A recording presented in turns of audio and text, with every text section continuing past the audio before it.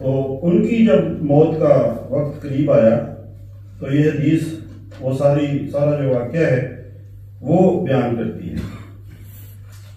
کہتے ہیں کہ حضرت ابن شمامہ یعنی عبد الرحمن بیان کرتے ہیں کہ ہم حضرت عمر بن العاص کی وفات کے وقت ان کے پاس گئے.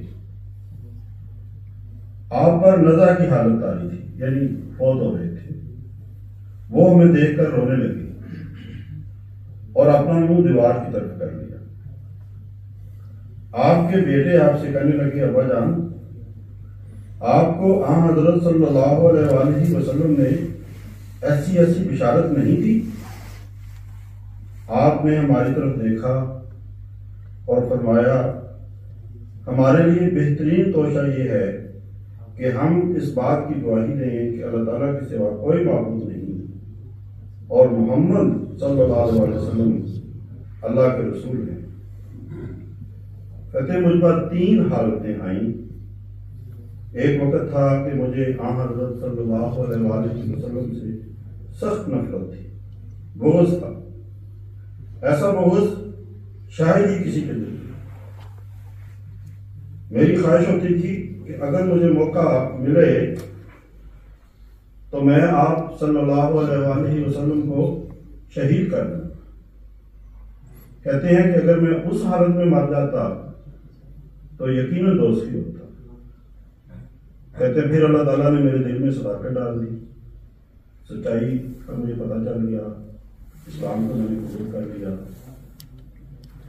میں نبی کریم صلی اللہ علیہ وآلہ وسلم کی خدمت میں حاضر ہوا اور عرض کیا آپ اپنا دایاں ہاتھ بڑھائیں، میں بیعت کرنا چاہتا ہوں. آپ نے اپنا دایاں ہاتھ بڑھایا تو میں نے اپنا ہاتھ کھینچ لیا. یعنی جب بیعت لینے لگے نبی علیہ السلام تو میں نے اپنا ہاتھ کہ ابھی نہیں بیعت کرنی، پھر میں نے اپنا دایاں ہاتھ کھینچ لیا. حضور نے فرمایا عمر یہ کیا ہے؟ میں نے عرض کیا میرا ارادہ ہے کہ میں بیعت کے لیے ایک شرط رکھوں. نبی کریم صلی اللہ علیہ وآلہ وسلم نے پوچھا کہ کون سی شرط؟ میں نے کہا کہ میرے گناہ بخشے جائیں. حضور نے فرمایا کیا جانتے نہیں کہ اسلام تمام سابقہ قصوروں کو مٹا دیتا ہے اور ہجرت سابقہ کوتاہیوں کو دھو ڈالتی ہے اور حج تمام سابقہ برائیوں کو صاف کر دیتا ہے. کہتے جب نبی کریم صلی اللہ علیہ وسلم نے مجھے یہ فرمایا تو میں نے بیعت کر لی. پھر اس کے بعد آن حضرت صلی اللہ علیہ وآلہ وسلم سے بڑھ کے مجھے کوئی محبوب نہ تھا. سب سے پیارے کہتے مجھے نبی کریم صلی اللہ علیہ وسلم کو. پہلے سب سے زیادہ نفرت تھی، بغض تھا، اور پھر سب سے زیادہ پیار کہتے مجھے نبی کریم صلی اللہ علیہ وسلم سے ہو گیا. اور نہ ہی میری آنکھوں میں آپ کے سوا کسی کا جلال جچتا تھا. آپ صلی اللہ علیہ وآلہ وسلم کے جلال کی وجہ سے میں آنکھ بھر کر آپ کو نہ دیکھ سکتا تھا. کہتے اتنا جلال تھا نبی کریم صلی اللہ علیہ وسلم کا کہ میں کبھی بھی آنکھ اٹھا کے اور آنکھ بھر کے نبی کریم صلی اللہ علیہ وسلم کو نہیں دیکھ سکا. کہتے اگر مجھ سے پوچھا جائے کہ آن حضرت صلی اللہ علیہ وسلم کا حلیہ کیا تھا تو میں ٹھیک نہیں بتا سکتا. اگر مجھ سے پوچھا جائے کہ آن حضرت صلی اللہ علیہ وسلم کا حلیہ کیا تھا تو میں ٹھیک نہیں بتا سکتا، کیونکہ مجھے امید تھی کہ میں جنتی ہوتا. کہ اس کے بعد ہمیں اقتدار ملا، ہمیں بادشاہتیں مل گئی، حکومتیں مل گئی. جیسے میں نے کہا کہ یہ تو مصر کے حکمران ہیں، مصر فتح کیا، پھر فلسطین، شام، عراق، یہ سارے علاقے میر معاویہ کے زمانے میں فتح کیا، دونوں کے زمانے میں تو مصر فتح کر لیا. تو کہتے پھر ہمیں اقتدار ملا، اشتہار ملا. اب میں نہیں جانتا کہ ان ذمہ داریوں کے بارے میں میرا کیا حال ہو. جو ذمہ داریاں ہمارے اوپر پڑی تھیں بحیثیت حکمران کے، بادشاہ کے، پتہ نہیں ہم نے وہ کیسے ادا کی. ان کا اضافہ میں دینا پڑے تو پتہ نہیں کہاں ہم مار کھا جائیں. تو اگر ان ذمہ داریوں سے پہلے فوت ہو جاتے ہیں کہتے پھر تو تھا امید کہ شاید جنت میں چلے جائیں. لیکن اب یہ ذمہ داریاں تھیں اس کے بارے میں کہتے ہیں پتہ نہیں کیا میری بخشش ہوگی بھی یا نہیں.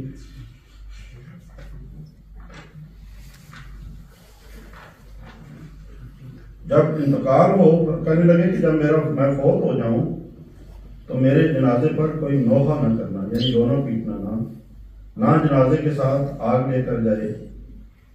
پھر جب تم مجھے دفن کر رہو تو میری قبر پر جلدی جلدی مٹی ڈالنا، اور پھر اتنی دیر ٹھہرنا جتنی دیر ایک اونٹ کو ذبح کر کے اس کے گوشت کو تقسیم کرنے میں لگتی ہے.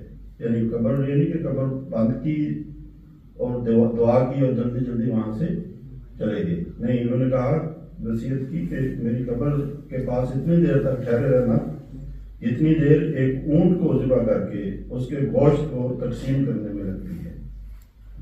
اس طرح تمہاری موجودگی کی وجہ سے میں اپنی قبر سے مانوس ہو جاؤں گا، اور یہ سوچنے کا موقع مل جائے گا کہ اپنے رب کے استادہ یعنی جو فرشتہ آئے گا اس کو میں نے کیا جواب دینا. یہ کہتے ہیں اس کے لیے میں تیار ہو جاؤں گا.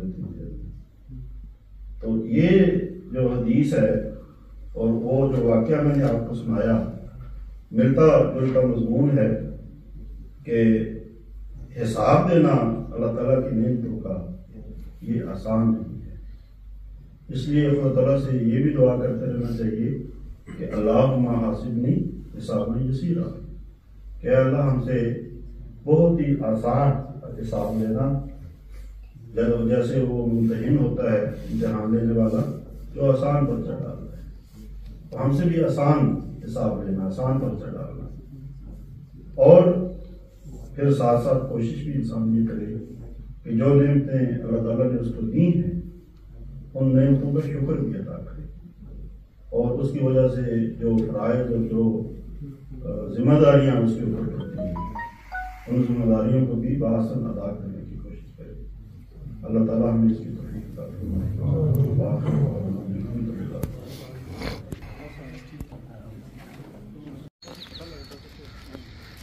جی پرندوں کی خوبصورت آوازوں کے بیچ آج 3 اپریل 2024 کی جو سیر ہے اس کا آغاز جو ہے وہ ہو چکا.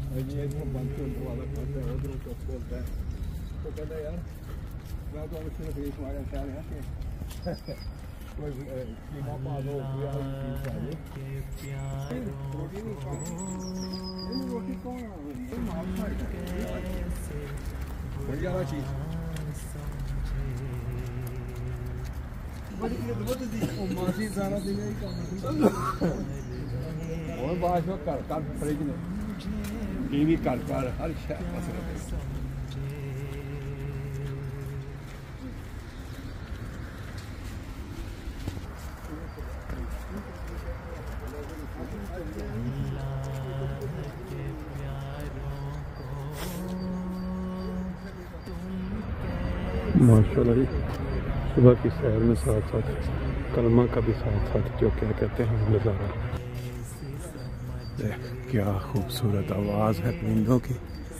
یہ پھر بارش کی وجہ سے ہماری سیر آج بھی انڈسٹریل ایریا میں 3-4 راؤنڈ ادھر کے ارد گرد